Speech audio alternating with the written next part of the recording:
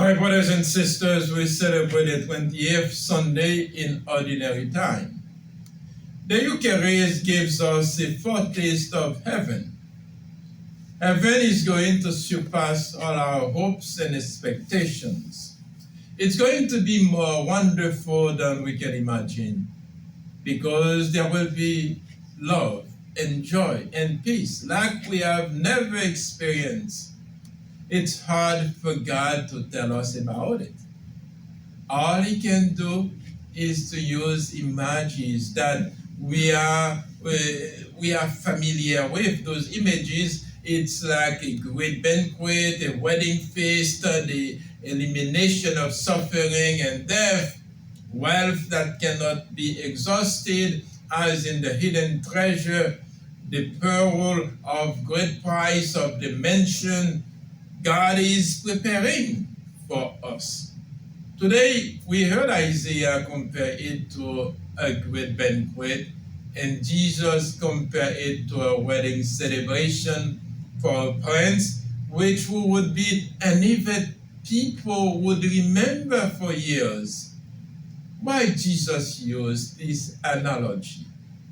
More profoundly, Jesus saw in the human experience of dining a symbol of our final union with himself and his Father in heaven.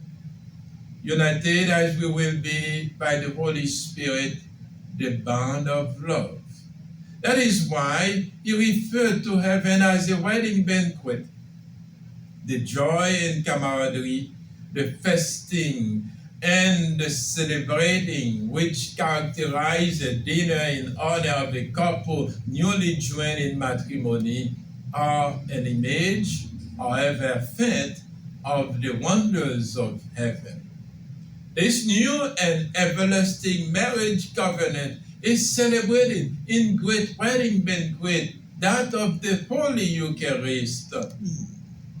So today, my brothers and sisters, that when we come to Mass, we come to celebrate that union. And that union with God is so important that we celebrate it every time we come to church for Mass. We are here because we have accepted and not rejected God's invitation. As Jesus tells us, to have all his wonder and joy, we must respond to an invitation. We must be wise enough to not turn it down. How we will recognize the invitation when it comes? It sounds something like this.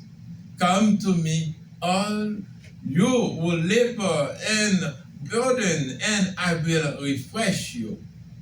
We hear the invitation in the Sermon on the Mount when Jesus tells us, everyone who listens to these words of mine and acts on them will be like a wise man who built his house on a rock. Or in a special way, he invites us to begin enjoying the wonderful banquet heaven will provide when he tells us, unless you eat the flesh of the Son of Man and drink his blood, you do not have life in you. He invites us each day to take this and eat, take this and drink. For us Catholics, this part of his invitation to keep holy the Lord's Day, that's very important for our faith when we celebrate the Eucharist. My brothers and sisters, let us make no mistake. We should understand that in our search for love and happiness, we are looking for God. Anytime we turn our happiness down, is turning God down. Without God, there is no happiness. Without God, there is no way to enjoy this life.